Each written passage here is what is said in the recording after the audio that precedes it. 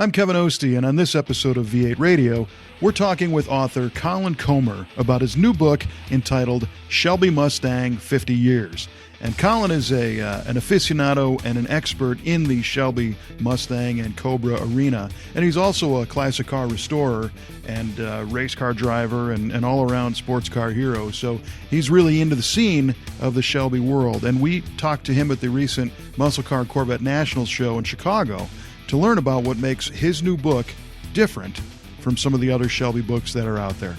This episode of V8 Radio is brought to you by ARP. If you want your engine to stay together, you want to use ARP fasteners. ARP, the ultimate fasteners, available for your entire car. Build complete race cars, customs, and bikes with ARP. 25% stronger than grade 8 hardware. Race car strength and show car looks at arp-bolts.com. As you know, there's a lot to learn about muscle cars and stuff to figure out and facts to check.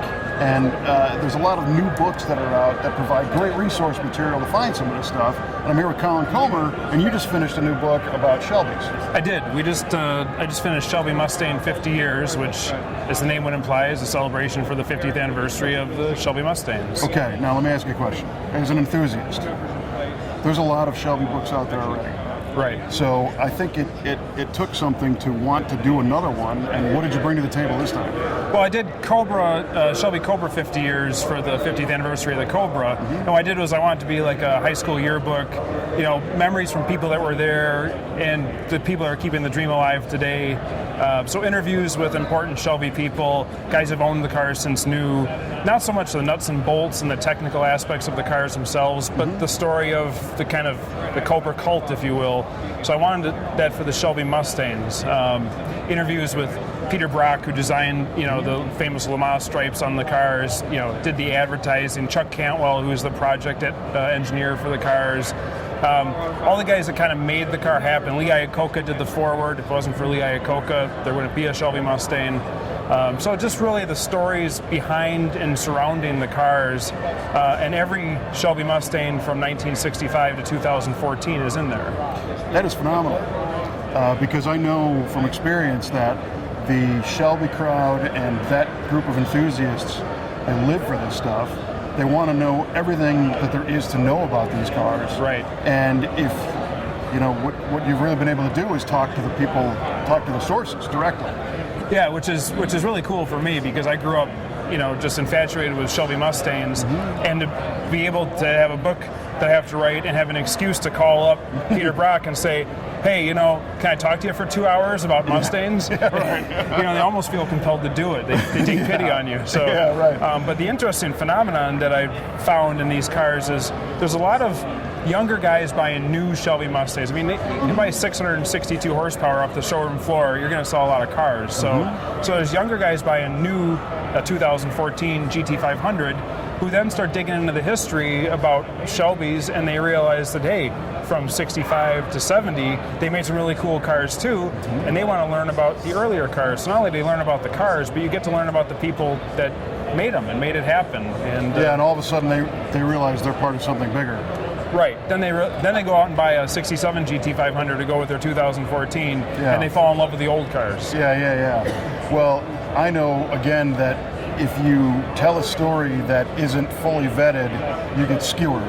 Right. So it's truly amazing to be able to go to the people that were there and bring this stuff out. This isn't hearsay, this is the real stuff. Yeah, we don't want to play telephone when we're writing a book about cars. You have to, dot your I's and cross your T's. So, absolutely. Getting immersed, in the information, but also there's a lot of misinformation out there, and you don't want to do that. Right. At least not intentionally. Not intentionally, right. Nobody's perfect, but we try to get it as close to perfect as possible. Yeah, now you hit on a really cool point about the new cars, and just, this past week was the new GT350 released? Yeah, November 17th. Yeah. I'm getting a tattoo.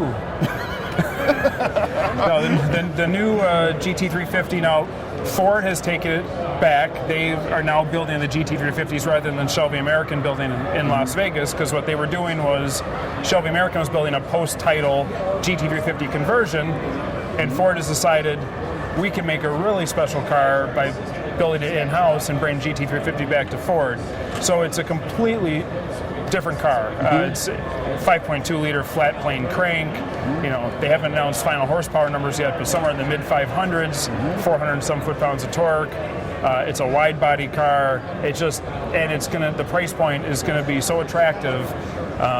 Not that I don't like Chevys, I love Camaros and all that, but the Z28 better run and hide. I think there's a lot of 911 turbos that better run and hide too. Well, what I think was pretty interesting is when I first started seeing the release notes on the new car, there was some responses in social media and things where people were kind of downplaying the horsepower predictions because it wasn't a supercharged car and it wasn't all this stuff. But what I noticed, and maybe I'm wrong, this parallels the early ones much closer. Yes. Because the earlier cars were small block, they weren't superly overpowered. It was just an incredibly well thought out package. It's a sports car. Yeah. It's a performance car, and it's also Ford is very smart as far as their performance program and trying to get the worldwide market. So you can't sell a big displacement muscle car in a lot of places in Europe. I mean, you get tax and displacement, the fuel economy is important. To have a small displacement, high revving, naturally aspirated car, I mean, they're not targeting Z28s and Hellcat Challengers. They're targeting 911s and BMW M4s and that kind of stuff. Yeah. I mean, it's a total performance package. Yeah, and it's kind of funny too because that's who Carroll was racing against way back then. Right. Exactly. That's the whole idea. And have you heard the car? I heard the clip online. I haven't heard it with my own ears, but it's incredible. It's pretty incredible. Yeah. So it's going to be, and like I said, they thought out a lot of the stuff. Like there's no carbon brake disc because they wanted the end user to be able to afford to have a brake job. Yeah. They didn't want to have a guy go and have a $15,000 brake job on a Ford. So they made a performance car that's not gonna eat your wallet after you buy it too. So cool. It's a neat time to be a performance car guy and to be a Ford guy. Oh yeah. So real quick, what was one of your favorite experiences in doing the new book? Well, hands down, it's probably Chuck Cantwell, the project engineer. He's been a friend of mine for years, one of the best guys you ever meet in your life. And he was a very accomplished sports car racer, and he worked at GM Design with Pete Brock. I mean, a lot of the guys don't know the early history on Chuck. But we spent literally over the course of 2 or 3 days, we probably spent 4 or 5 hours on the phone doing an interview. That's my favorite part of the book. Very cool. There's great stories in there about him and Ken Miles flying out to the desert to test new GT350s. Awesome. I won't spoil it for you, but it ends in them taxiing a damaged airplane down the LA freeway. So, well, that's a heck of a tease. Yeah. Very cool. Well, Colin, I really appreciate the time. Congratulations on the book. Thank you. And all of your books. Thanks. Appreciate it. We look forward to spreading the word and getting them out there. Sounds good. Awesome. Don't forget you can swing by v8radio.com and order your own copy of Colin's new book. We've got them for sale right there on the website. Thanks for listening to this episode of V8 Radio. You can subscribe to this podcast through iTunes, or you can go to our website at v8radio.com and click the subscribe link there, and you'll never miss an episode of V8 Radio.